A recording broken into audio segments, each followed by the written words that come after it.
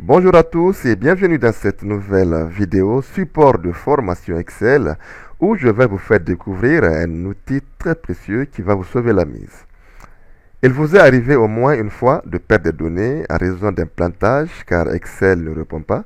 Sinon moi j'en ai plusieurs de mes collègues qui ont perdu leur travail à cause d'une coupure de courant ou une erreur Windows.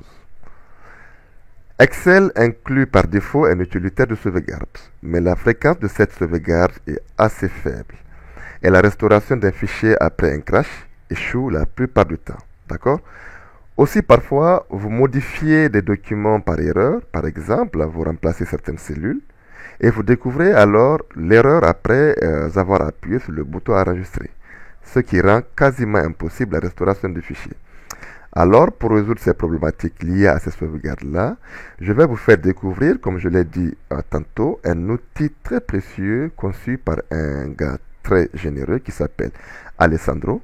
Nous allons télécharger le fichier dans son site et vous aurez l'occasion de découvrir son site afin de découvrir toutes les merveilles qui y contiennent. D'accord?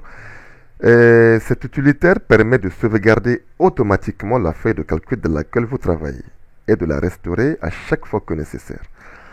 Pour l'instant, nous allons nous basculer dans notre navigateur et nous allons saisir engineexcel.com.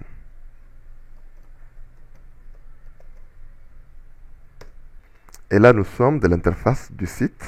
Alors, pour télécharger le fichier Excel Backup, nous allons nous rediriger vers l'onglet Free Spreadsheet, d'accord? Et nous descendons tout droit sur Excel Backup. OK? Et là ensuite, nous allons le bouton Donald, donc qui veut le télécharger. Nous allons cliquer dessus une fois. Et là, nous allons télécharger le fichier. Alors, une fois téléchargé, nous allons l'activer. Et pour l'activer, c'est très simple. Nous allons faire fichier,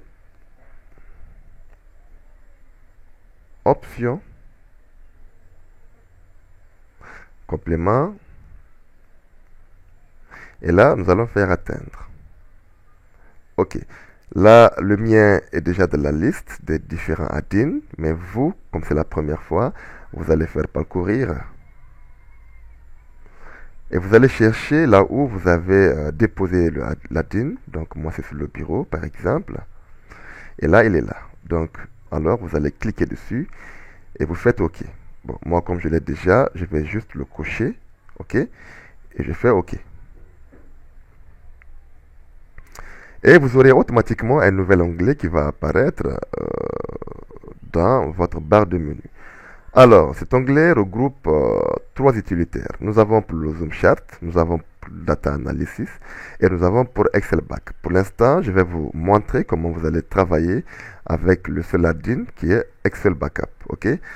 Et pour cela, nous allons cliquer dans ce bouton-là. Ici, nous avons l'interface de cet add-in-là.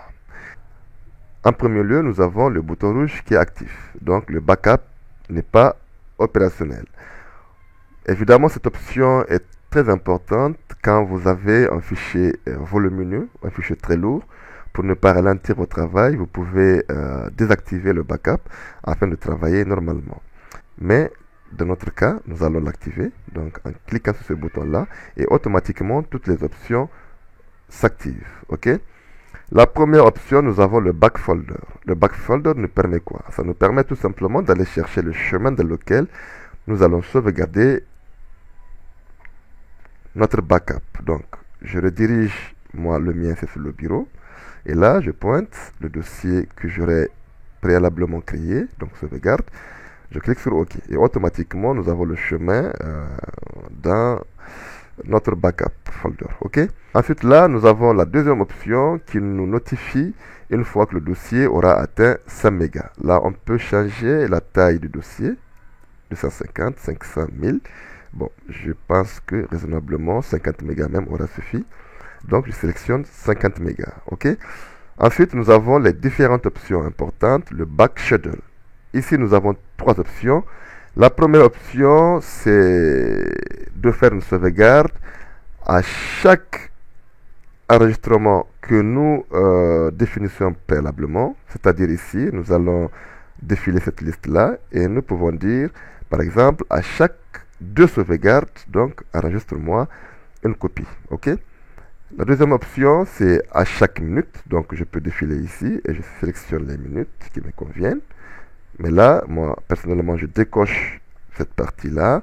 Et là, je laisse aussi cette partie activée. Donc, à chaque changement de la feuille, j'aimerais que tu me fasses une sauvegarde. Donc, j'ai pris, par exemple, 10 changements. OK? Et si vous aurez défini toutes vos options de vous-même, là, vous cliquez sur le bouton Save. OK? And Close. Alors, pour plus de lisibilité, j'ai ouvert les deux dossiers. Donc, nous avons le classeur Excel qui est ouvert et nous avons le dossier dans lequel nous allons faire notre backup aussi qui est ouvert. OK?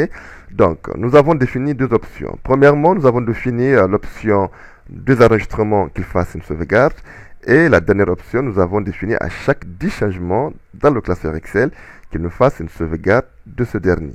Je veux faire une première sauvegarde, une seconde sauvegarde.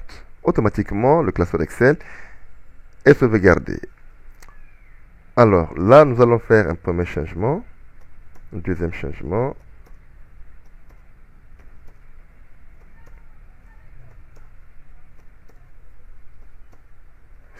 Et le dixième changement, automatiquement, il nous fait une sauvegarde.